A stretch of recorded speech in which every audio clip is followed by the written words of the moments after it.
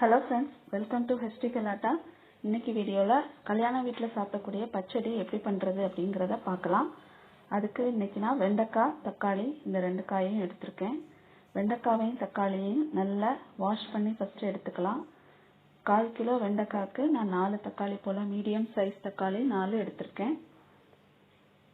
வாங்க எப்படி பண்றது அப்படிங்கறத பார்க்கலாம்.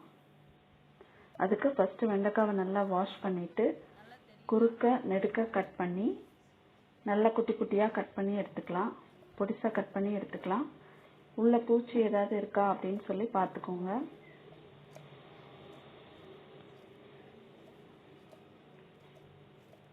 வேற வேற வெஜிடபிள்ஸ் போட்டு பண்ணுவாங்க. இன்னைக்கு நான் வெண்டைக்காய் தக்காளி போட்டு பண்றது எப்படி அப்படிங்கறத பார்க்கலாம்.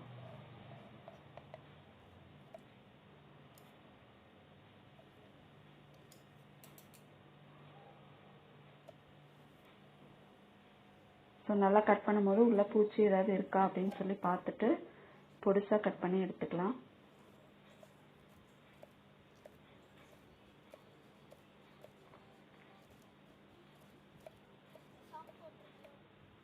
அதே போல மீடியம் சைஸ் தக்காளி ஒரு 4 எடுத்துர்க்கேன்.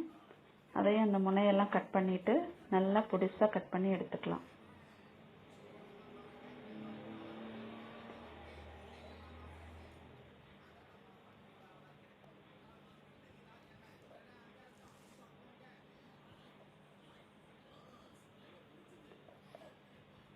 ரெண்டையும் கட் பண்ணி எடுத்ததுக்கு அப்புறமா ஒரு பெரிய வெங்காயம் ஒன்று மீடியம் சைஸ் பெரிய வெங்காயம் ஒன்று கட் பண்ணி வச்சுக்கோங்க. ஃபர்ஸ்ட் கடாயில எண்ணெய் ஊற்றி கடுகு பொரிஞ்சதும் அந்த மீடியம் சைஸ் வெங்காயம் ஒன்று பொடியா இதே போல பொடியா கட் பண்ணி அதை நல்லா வதக்கலாம்.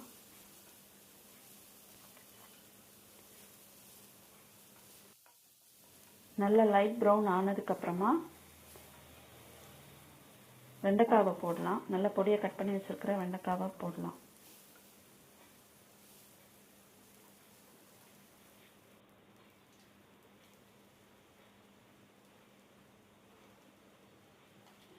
வெண்டைக்காவை ஆட் பண்ணியாச்சு.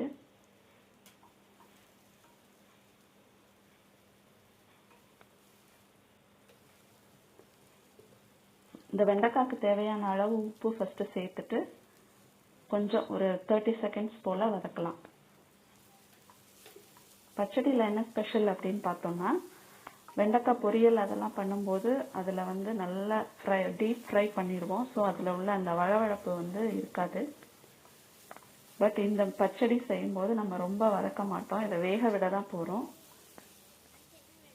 ஸோ அதான் இதோட ஸ்பெஷல்.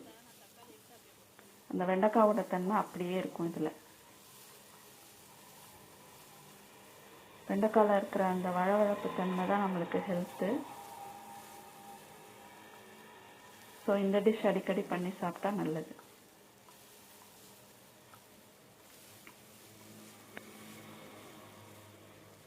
ஸோ கொஞ்சம் லைட்டாக அந்த வளவளப்பு போயிடக்கூடாது. லைட்டாக மட்டும் வதக்கிட்டு தக்காளி கட் பண்ணி வச்சுருக்கிறத ஆட் பண்ணிக்கலாம். ஆட் பண்ணிவிட்டு அதையும் லைட்டாக ஒரு 30 செகண்ட்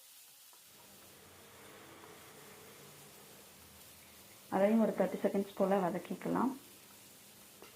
ஸோ இப்போ நம்ம இதுக்கு தேவையான உப்பு மட்டும்தான் போட்டிருக்கோம். லாஸ்ட்டில் வந்து தேவையான அளவு உப்பு சேர்த்துக்கலாம். ஸோ இதை நல்லா லைட்டாக வதக்கிட்டு கொஞ்சோண்டு மஞ்சள் பொடி போட்டு தண்ணி ஊற்றி வேக வச்சிடலாம்.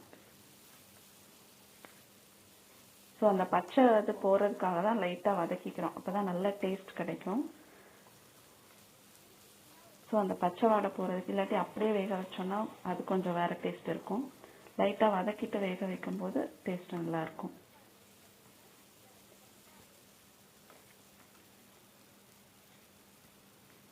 ஸோ அவ்வளோதான். வெண்டைக்காய் தக்காளி வதங்கின உடனே அதில் மஞ்சத்தூள் போட்டு அது முங்குற அளவுக்கு தண்ணி ஊற்றி வேக வச்சிடலாம்.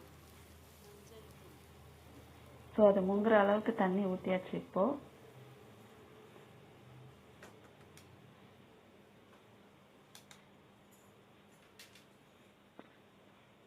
கொஞ்சோண்டு மஞ்சள் தூள் சேர்த்துக்கலாம்.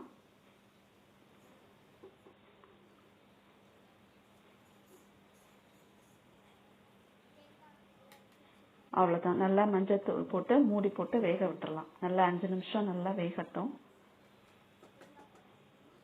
நல்லா வதக்கிட்டு 5 நிமிஷம் வேக விடணும்.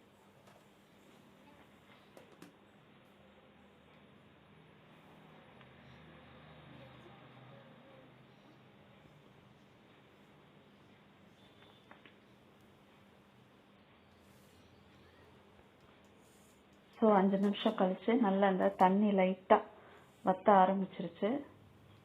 நம்ம முங்குற அளவு ஊற்றிருந்தோம். இப்போ நல்லா தண்ணி வற்றி நல்லா வெந்து வந்திருக்கு காய். அதில் தேவையான அளவு மிளகாத்தூள் ஆட் பண்ணிக்கலாம். அதுக்கப்புறம் கொஞ்சம் ஒரு 10 தேங்காய், ஒரு பெரிய வெங்காயம், கொஞ்சோண்டு ஒரு சிட்டிகை ஜீரகம், இந்த 3ஐயும் சேர்த்து ஒரு பேஸ்ட் போல் அரைச்சி வச்சுக்கலாம் மிக்சியில். ஸோ மிளகாத்தூளுக்கு அடுத்து அந்த தேங்காய், வெங்காயம், ஜீரகம் இந்த 3 அரைச்ச பேஸ்ட்டை வந்து ஆட் பண்ணிடலாம் இந்த இதில்.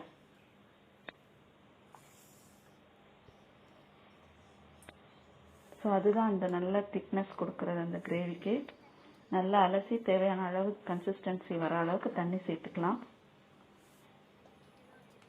சேர்த்துட்டு இந்த ஸ்டேஜில் நம்மளுக்கு எவ்வளோ உப்பு வேணுமோ போட்டுக்கணும்.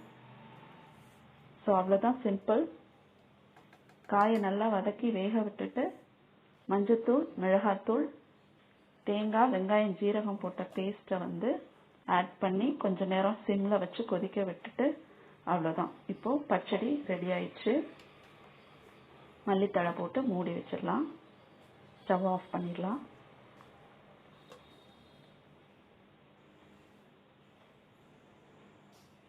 ஸோ சுட சுட பச்சடி ரெடி. இதில் லாஸ்ட்டாக வெல்லம் புளிப்பு இருக்கிறனால அதை எடுத்துரும், அந்த சீனி ஆட் பண்ணும் அல்லது வெல்லம் ஆட் பண்ணும்போது. ஃப்ரெண்ட்ஸ், இந்த டிஷ் உங்களுக்கு பிடிச்சிருந்துச்சு அப்படின்னா ஹெச்டி கலாட்டா சேனல் சப்ஸ்கிரைப் பண்ணுங்கள். வீட்டில் செஞ்சு பார்த்துட்டு எப்படி வந்துச்சுன்னு கமெண்ட் பண்ணுங்கள், லைக் பண்ணுங்கள், ஃப்ரெண்ட்ஸ் கூட ஷேர் பண்ணுங்கள். நெக்ஸ்ட் வீடியோவில் பார்க்கலாம்.